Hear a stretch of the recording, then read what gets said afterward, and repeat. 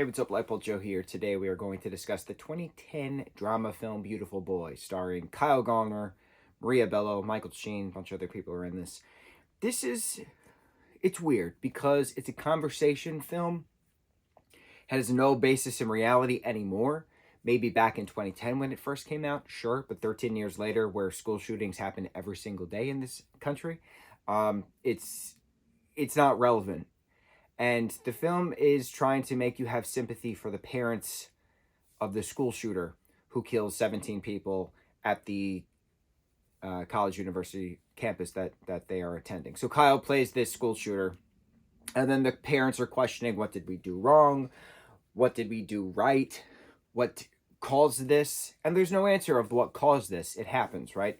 Videos are leaked of him ranting about, nobody listens, and here it is. And then he sends a DVD to the house prior to the, shootings actually happening, saying, Mom and Dad, I'm sorry, please forgive me, something like that, right? Kyle's in this very, very littly, very, very small. The film starts out with the three of them having a phone call conversation. He's very melancholy, very depressed, but they're planning a trip to Miami for the summer. And that's it. And then the day later, this happens, and the neighbors are frantic, and the workplace is frantic, and all the people in the community are trying to figure out, is their child safe? Is their friend or family member safe? What's going on? And then it gets back that Kyle's character, Sammy, Alan Tudyk is in this as well, that Sammy is the school shooter, and then he died from a self-inflicted gunshot wound. So the film is trying to have you have sympathy for the parents of the school shooter. They lost their son, but the son is the cause of 17 people dying at his hands. So I can't have sympathy for you, bro. I can't have sympathy. Your child, the one that you chose to have, the one that you chose to raise to the quote-unquote best of your abilities, turned out to be a mass murderer. There's no sympathy for you. And then through that, it's them questioning, what did we do wrong? What did we do to start this?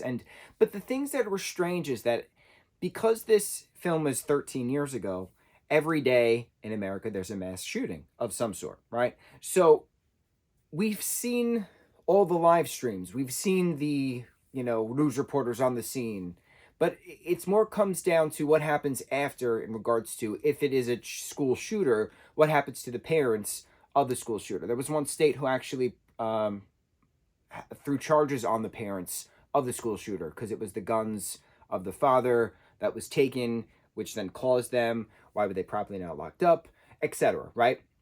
So, we know that certain things are changing in regards to accountability on a parental front, but 13 years ago, that wasn't a thing. Now, it's a thing. Well, it started to be a thing. It's not full-blown 50 states thing.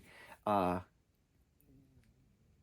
control is a massive hot topic in the states currently. So it's a matter of when is that going to actually be rectified, implemented, and what happens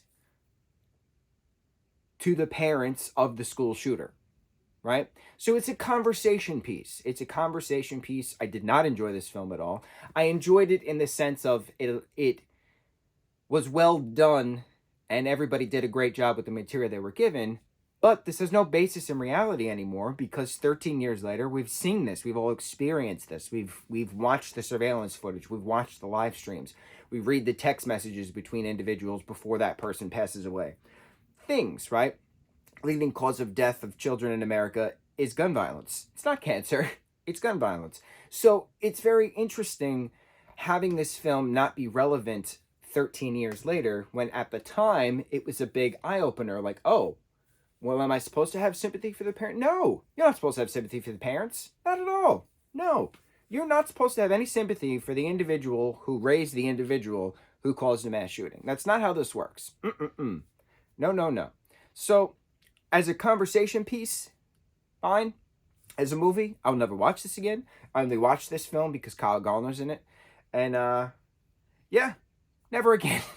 On to the next review. Mucho mahalo.